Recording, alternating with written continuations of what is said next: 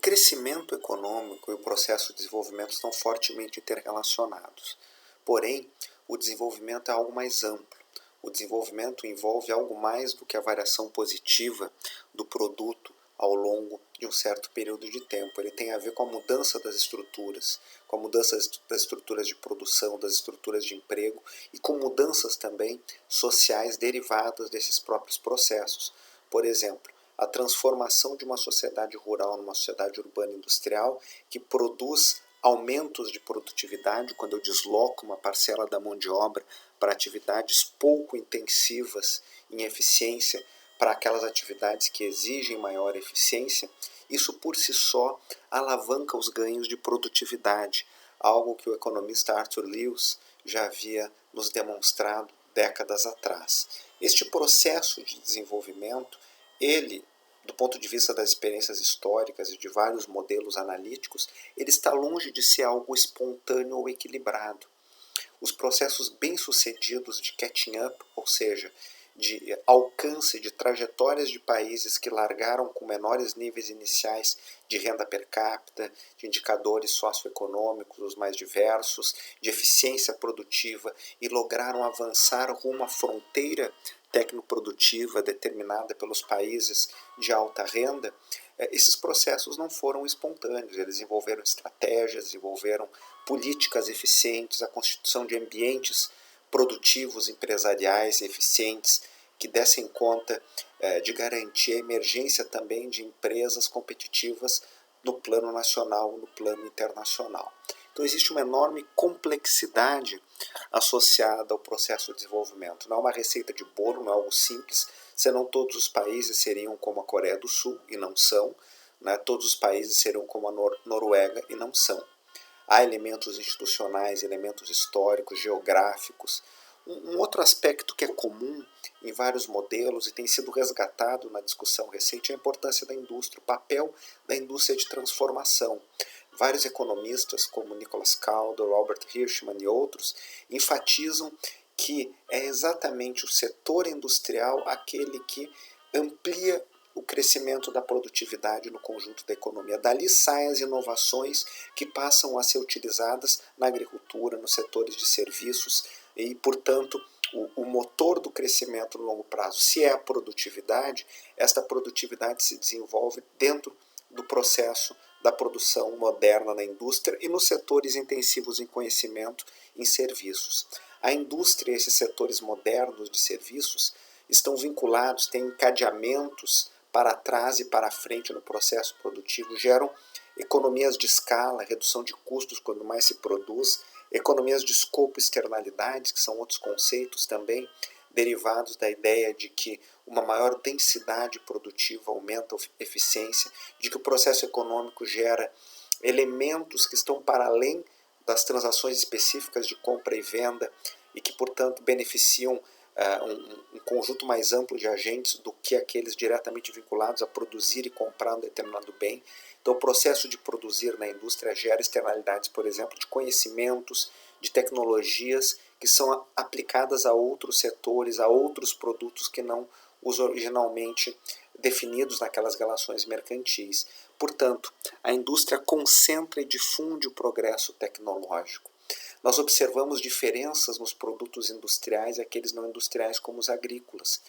Notem que quando as pessoas ganham mais dinheiro, sua renda sobe, elas não começam a comprar proporcionalmente cada vez mais alimentos, elas diversificam o seu perfil de consumo rumo a produtos industriais mais sofisticados, serviços.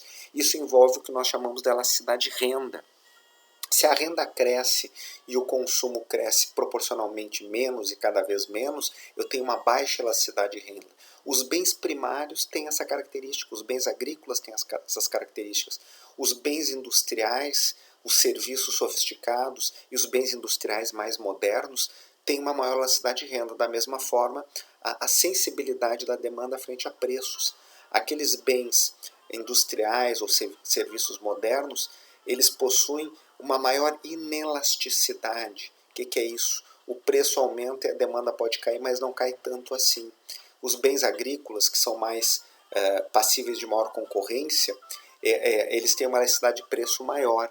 Um aumento de preço gera uma grande queda de demanda, por exemplo. Então tem características e diferenças dos bens e dos setores que tornam, né, a indústria a base do crescimento e da diversificação. Essa ideia ela tem momentos de predomínio na literatura, outros momentos não, mas historicamente é quase que inconfundível o fato de que os países bem-sucedidos em termos de lograr manter taxas elevadas de crescimento da renda per capita e da eficiência da produtividade por longos períodos de tempo estão associados a essas trajetórias à dinamização produtiva, a uma maior diversificação produtiva, a constituição de estruturas produtivas mais complexas e sofisticadas. Isto é um elemento importante. É o único elemento? Não é o único elemento, mas é sem dúvida algo que aparece com recorrência nas evidências empíricas, nas evidências históricas. Não é à toa que no momento de inovações, de mutações tecnológicas como as que nós estamos vivendo atualmente, com a revolução digital, com o avanço da robótica, o tema da indústria volta. Particularmente, um dos vetores contemporâneos de mudanças é o retorno da política industrial, como nós vamos ver, o esforço dos governos dos países avançados, Estados Unidos à frente, de internalizarem parcelas das cadeias produtivas que foram para fora, que foram para países emergentes em desenvolvimento. Isso tem um aspecto produtivo, mas tem um aspecto também geopolítico e de segurança. Boa parte do debate recente nos Estados Unidos envolve isso, a necessidade de recuperar a capacidade de produzir dentro dos Estados Unidos bem manufaturados que passaram a ser produzidos fora, particularmente na China. Nesse contexto do que nós vamos ver das tensões comerciais e tecnológicas entre Estados Unidos e China, isso passa a ser um elemento. Mas não somente com a China, com outros países como o México, a política de reaproximar a base produtiva, trazer as empresas de volta, os investimentos de volta para os Estados Unidos, reflete este momento pós-crise financeira global, com ampliação das tensões comerciais, particularmente na administração do presidente Trump. Não estou aqui fazendo qualquer referência a uma causalidade. Se outro fosse o presidente, talvez esse processo estivesse acontecendo também, com outras características morfológicas, mas na essência isso poderia estar acontecendo. E nós vamos observar fenômenos semelhantes em outros países, a Europa retomando toda uma estratégia de fortalecimento das suas cadeias produtivas, com a indução estatal com crédito, com políticas de ciência e tecnologia, dentre outras políticas. E no centro disso está a indústria de transformação.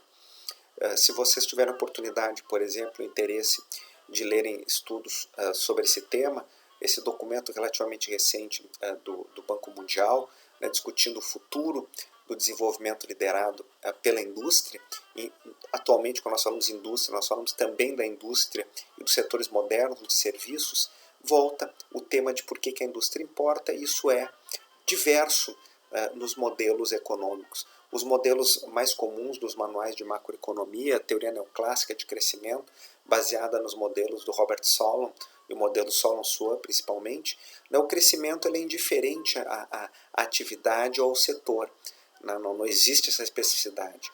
Uma nova leva de modelos de crescimento, chamados modelos de crescimento endógeno, não estão olhando também para especificidades setoriais, mas sim para aquelas atividades que melhoram o capital humano, que são intensivas em educação.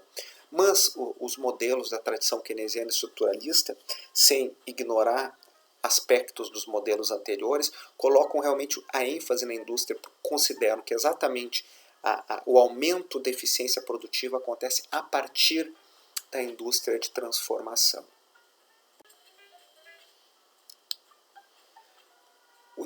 O estudo de 2020 sobre a produtividade global, tendências, determinantes e políticas, recém-lançado pelo Banco Mundial, nos fornece evidências e já reflexões sobre o que pode acontecer com a trajetória da produtividade neste mundo pós-pandemia. Nós ainda estamos vivendo a pandemia, mas já imaginando um horizonte dos efeitos da pandemia sobre a economia e do seu potencial para médio e longo prazo. Por óbvio que há um elemento importante aqui especulativo, há várias hipóteses que podem não se comprovar no futuro, mas há uma preocupação sim em entender quais são os determinantes dos ganhos de produtividade, o que tem levado os países ao sucesso, quais políticas, quais estratégias, quais estruturas econômicas e institucionais, e tentar observar como esta pandemia pode minar alguns dos elementos que determinam o aumento da eficiência, da produtividade da economia ao longo do tempo, e a busca, a partir dessa dupla reflexão, de estratégias para minimizar os efeitos da pandemia e para tentar recuperar processos mais robustos de dinamismo. Isso é particularmente importante para países como o Brasil, que não tem tido um bom desempenho em termos de ganhos de produtividade. Então, boa parte das evidências sugerem que os ganhos de produtividade são essenciais para manter o crescimento sustentável ao longo do tempo, reduzir a pobreza, e isso são elementos importantes para todas as nossas sociedades. Vamos olhar algumas evidências, novamente aqui sem a pretensão de um trabalho exaustivo, mas procurando, como em todos os momentos nessa análise, trazer as informações e as fontes mais recentes, as informações e evidências que vão permitindo desenhar um quadro mais geral sobre o que está acontecendo com a economia global nos últimos anos, as suas perspectivas e impactos sobre o Brasil.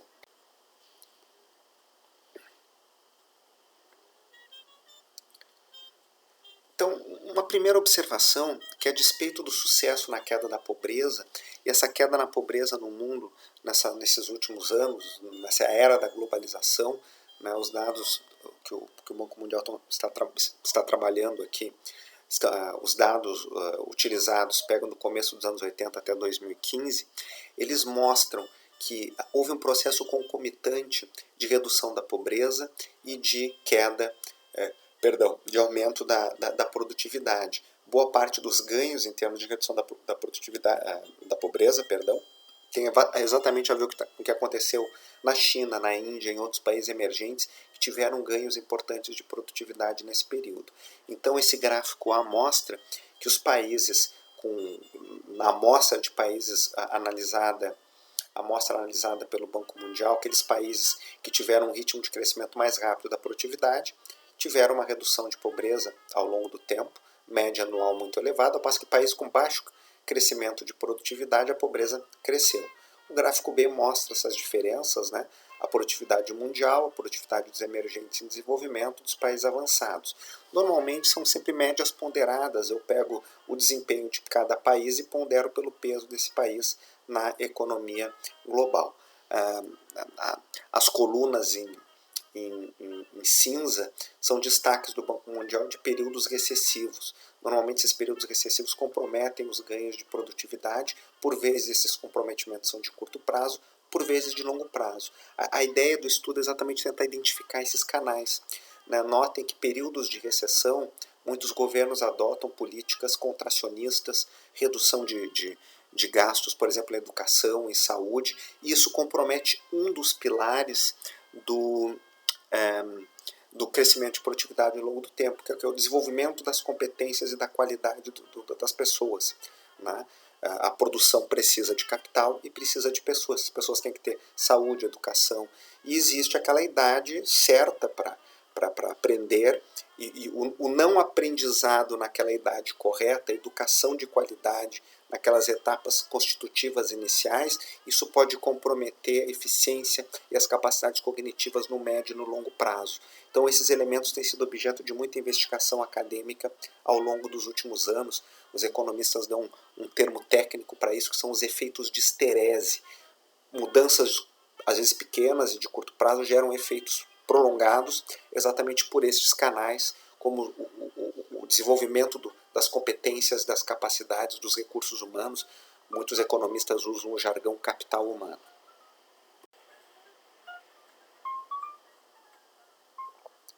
Uma característica do período mais recente, né, quando se observa a média de longo prazo aqui 81-2018, e comparando o que estava acontecendo antes da crise, né, nós vamos observar que muitos países, aqui é o percentual das economias que vem crescendo, né, com um desempenho inferior à média histórica, que é uma coisa que preocupa muito. Né? Nós temos no gráfico seguinte, D, a produtividade do trabalho, a média entre 2010 e 2018.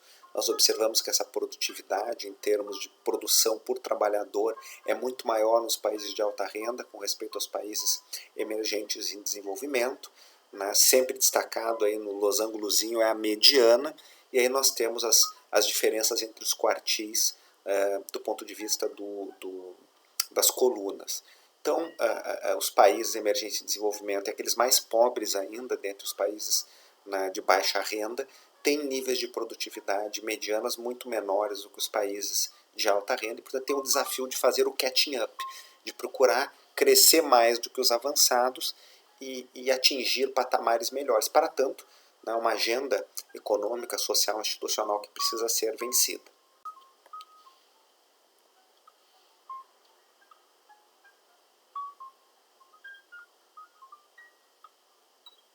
Aqui nós observamos também ao longo do tempo, por períodos nos anos 90, na década de 2003 a 2008, antes da crise financeira global e depois da crise financeira global, as diferenças setoriais de crescimento que têm produzido maiores efeitos sobre ganhos de produtividade e principalmente o fato de que a produtividade, no caso a produtividade do trabalho, ela é negativamente afetada por choques como desastres naturais, guerras e crises financeiras. Esses fenômenos tendem a ser mais prevalentes no mundo emergente e desenvolvimento e isso compromete, afeta negativamente os ganhos de produtividade. Então, um dos elementos de agenda que os países têm que buscar é estabilizar os seus ambientes, minimizar efeitos de distúrbios. Alguns são passíveis de minimização, outros não, naquilo que se refere a meio ambiente.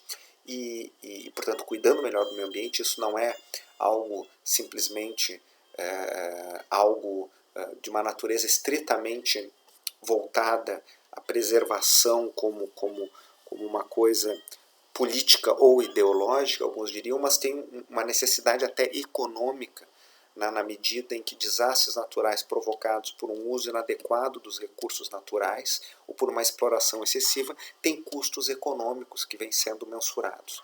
As crises financeiras também, minimizá-las, reduzi-las com processos mais eficientes de regulação, podem evitar efeitos negativos sobre o crescimento de produtividade.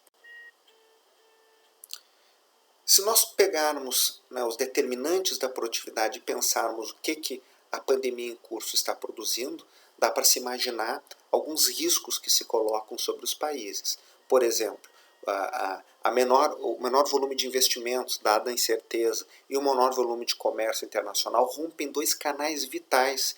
Os ganhos de produtividade têm a ver com máquinas, equipamentos mais modernos. Isso aí aumenta a produtividade, assim como os contatos via comércio internacional, a exposição a ambientes de maior concorrência e a troca de ideias, estar concorrendo com outras empresas para abastecer os mercados no plano internacional, me obriga a ser mais eficiente, a desenvolver produtos melhores, processos produtivos melhores. Então esses são canais importantes para ganhos de produtividade, que num mundo em que os investimentos estão em queda e que o comércio vem diminuindo do ponto de vista de um maior fechamento das economias, isso pode comprometer ganhos tecnológicos. Aquele outro elemento que eu havia comentado, o desemprego prolongado, ajustes fiscais que reduzem investimentos em educação, o próprio fato de que 90% das crianças no mundo nesse momento estão com dificuldades para o acompanhamento normal das atividades escolares, com muita desigualdade entre países e dentro dos países. Nós não sabemos ainda se o homeschooling, se as atividades por ensino à distância, por ensino remoto, vão dar conta de garantir a manutenção da aprendizagem, mas tem todo um ambiente de estresse e retirar das crianças a possibilidade da interação, que faz parte do crescimento, é o que emerge do ponto de vista das reflexões e dos debates recentes, e isso pode ter efeitos de médio e longo prazo. Como é que nós sabemos disso? Nós sabemos por estudos no passado de como ajustes que prejudicaram a educação daquelas gerações afetadas por exemplo, crises econômicas, as mais diversas, atingiram esses países que tiveram esses problemas, controlados estatisticamente outros fatores que poderiam afetar o crescimento de longo prazo, esses elementos tiveram um efeito negativo. né? A própria realocação de trabalho, né, de setores menos eficientes para mais eficientes. A crise pode estar produzindo o contrário, as pessoas, para sobreviver no contexto de crise, se sujeitando a atividades econômicas que são menos produtivas, e isso reduz o conjunto da produtividade da economia. Os estados vão ser pressionados, e as empresas também, por baixas rentabilidades e aumentos de níveis de endividamento. Isso é natural num processo como nós estamos vivendo. E, em conjunto, esses aspectos se retroalimentam e tendem a prejudicar ganhos de produtividade no futuro. Por outro lado, crises são oportunidades também para a reorganização das formas de trabalho, da reorganização das empresas, da introdução mais rápida de novas tecnologias, a diversificação das cadeias produtivas. Podemos, inclusive, ter ganhos de aprendizagem com o ensino remoto. Isso é uma oportunidade para redesenho de projetos pedagógicos, a necessidade de adotar tecnologias digitais para viabilizar pagamentos, intermediação financeira, pode gerar ganhos em muitos países. Então, há oportunidades para ampliação de produtividade que não podem ser minimizadas. Então, os tomadores de decisão na esfera pública e privada têm o desafio de aproveitar essas janelas de oportunidade, avançar sobre elas, mas também de minimizar os impactos daquelas questões negativas. É por isso que a saída da crise está sendo muito heterogênea. Certamente alguns países têm sido mais eficientes no seu enfrentamento e vão aproveitar melhor essas oportunidades, outros não. Agora, mais algumas evidências sobre a evolução da produtividade.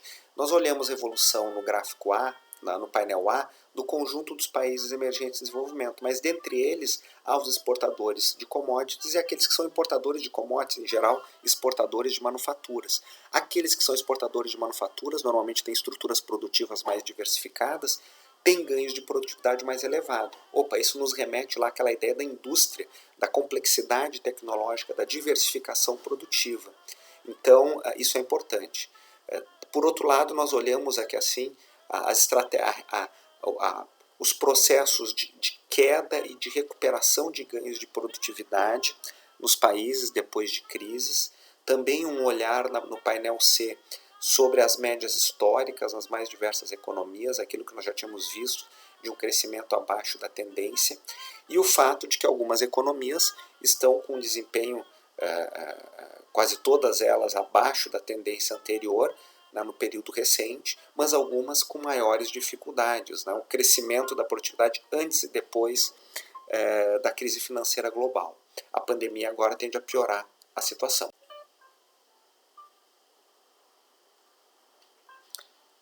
O Banco Mundial também faz estimativas, por período de tempo, daqueles elementos, o que os economistas chamam de exercícios de decomposição.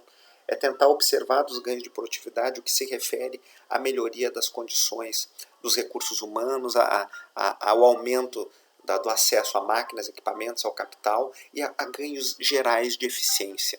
Isso ajuda a entender que esses elementos todos são importantes e que em determinados momentos alguns desses fatores são particularmente mais relevantes. E há uma forte correlação, essa correlação já foi mais forte no passado do que no período pós-2010, entre ganhos de produtividade e o aumento da eficiência do conjunto dos fatores produtivos, que são duas medidas distintas de aumento de eficiência da economia.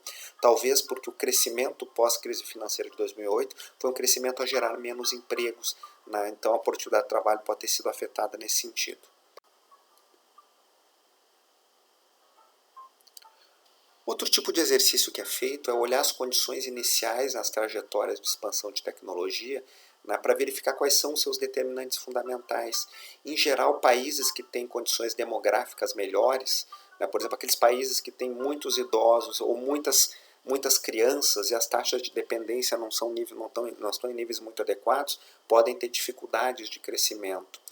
Países que têm uma menor complexidade tecnológica também e perfis de distribuição de renda mais desiguais ou menor peso das atividades urbanas, tem uma série de questões institucionais, demográficas e de natureza de estrutura produtiva e desenvolvimento financeiro, que quanto melhores forem as condições iniciais desses vetores, maior é o crescimento de longo prazo. Então, como é que nós lemos esses gráficos, o A e B, por exemplo? Quanto melhores as condições demográficas, esse é um modelo econométrico, que o que o Banco Mundial utiliza, na média, para os países emergentes em desenvolvimento, né, quanto melhores as condições demográficas iniciais, maior é o crescimento de longo prazo, controlados outros fatores que afetam o crescimento. Quanto maior a complexidade tecnológica da estrutura produtiva e de comércio, quer dizer, se eu vendo só soja, eu vou ter menores ganhos de produtividade a longo prazo. Se eu vendo soja, aviões, automóveis, e se eu produzo isso, equipamentos eletrônicos, se eu tenho uma estrutura produtiva mais diversificada, tudo mais constante, eu cresço, minha produtividade cresce mais. Se eu sou o país com uma distribuição de renda mais igualitária, isso reflete uma maior oportunidade de acesso à educação, à saúde, eu tenho ganhos também maiores ao longo do tempo de produtividade. Segundo esse estudo do Banco Mundial, outros estudos vão na mesma direção. A população urbana, também sociedades mais igualitárias do ponto de vista de acesso a homens e mulheres, a todos esses benefícios, o investimento direto estrangeiro como um vetor, o desenvolvimento financeiro, dos mercados financeiros, do comércio, um ambiente com maior inovação tecnológica, melhor acesso à educação e melhores qualidade das instituições. E aí, quando nós olhamos nos painéis C e D, nós vamos olhar alguns desses drivers, alguns desses determinantes, e observamos claramente que nos países avançados há um crescimento maior de 1960 para cá, né, no acesso à educação em nível superior, que é um determinante, no aumento da expectativa de vida, numa maior complexidade das estruturas produtivas. Então, se nós compararmos os países avançados, emergentes de desenvolvimento, esse é um indicador, né, um índice de complexidade, ele foi desenvolvido por um conjunto de economistas, o professor Hidalgo e outros economistas, o professor Ricardo Hausmann. Eles têm um atlas da complexidade econômica, e essa complexidade envolve a questão tecnológica e um vetor que eles vão denominar, que é basicamente o seguinte: por exemplo, quantos países produzem aquele produto especificamente? Tem poucos países que têm capacidade tecnológica de produzir reatores nucleares, por exemplo.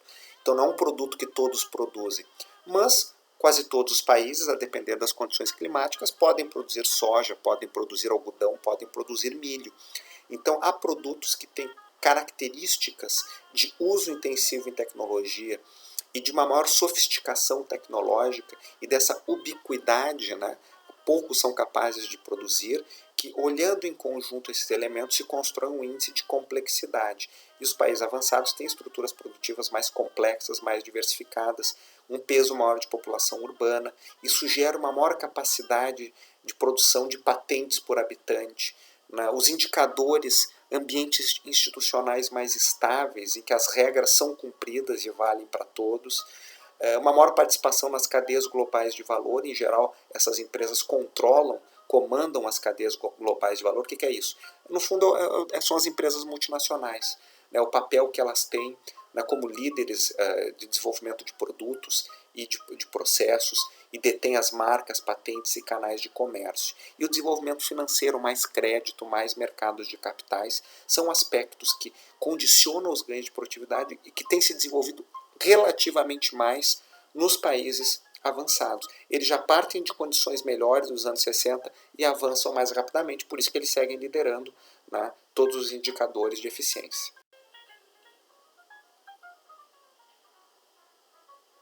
O Banco Mundial também analisa uma série de eventos, né, de desastres naturais, de guerras, de crises financeiras. Esses eventos vêm se tornando mais recorrentes ao longo dos anos, isso é algo importante, portanto nós temos uma instabilidade crescente, quer essa instabilidade tem uma natureza geográfica, a população cresce, nós avançamos sobre o meio natural, sem um uso racional desses recursos, nós temos já problemas do aquecimento global, na qual os eventos extremos climáticos se multiplicam, né?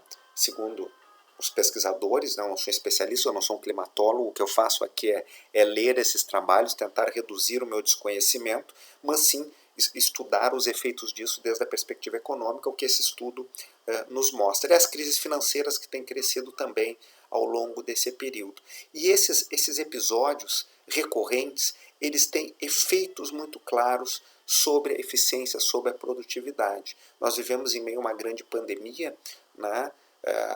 A mais importante, né? Talvez desde a gripe espanhola, não é a primeira na história da humanidade, como a peste negra, a própria gripe espanhola, mas não é a única. Esses eventos têm sido recorrentes. E agora eles foram, né, com a pandemia do Covid-19, mais intensos em termos dos seus efeitos e mais disseminados internacionalmente. E geralmente eles produzem situações de menor produtividade, menor investimento, né, efeitos negativos sobre educação, sobre saúde e que tendem a gerar efeitos de permanência negativos.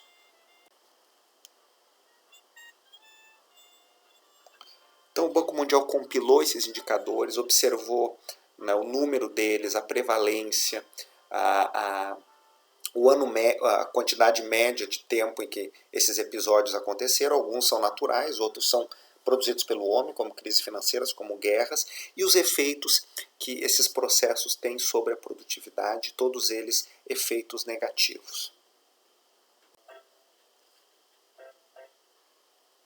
Um outro aspecto importante, né, que eu vou fazer aqui a menção e vocês vão poder estudar, quem quiser se aprofundar, é essa ideia da convergência. Né? Aqueles países que estão mais para trás em termos de nível de produtividade, em termos de condições permissivas para um aumento da produtividade ao longo do tempo, se eles conseguem acelerar e queimar etapas. Quer dizer, a China é um exemplo claro, quase todos os países asiáticos conseguiram fazer esse processo, estão em meio a um processo de ampliar renda per capita, ganhos de produtividade frente à fronteira, frente àquilo que os países mais desenvolvidos têm. Mas alguns países não conseguem fazer. Então tem uma divergência, tem clubes de convergência, né? A convergência aos níveis de produtividade que estão na fronteira. O que os melhores fazem se eu consigo me aproximar do que os melhores fazem? Isso é muito heterogêneo no mundo. É isso que esses estudos tendem a mostrar, e esse do Banco Mundial também.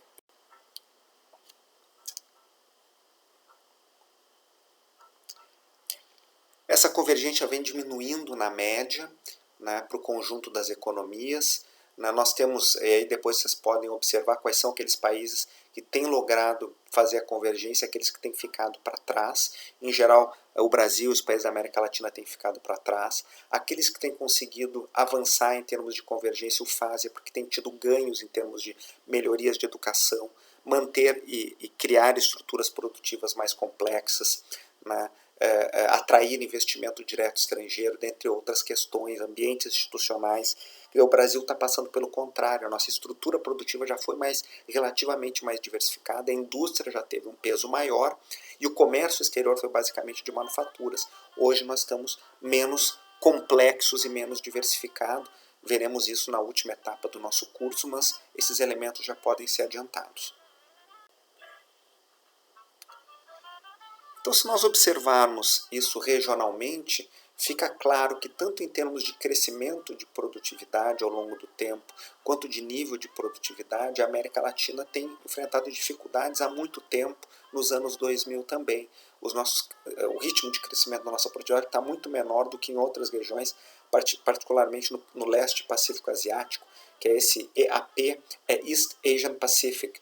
Né? Então a América Latina é LAC, e tem as demais regiões, aí, o Oriente Médio, a África Subsaariana, dentre outras regiões. Então os nossos ganhos de produtividade têm sido cada vez menores, depois da crise financeira global menores. Ainda temos um nível relativamente alto, né? Então se compararmos a nossa produtividade média com outras regiões, ela pode ser relativamente alta porque a nossa população é menor do que na Ásia, por exemplo.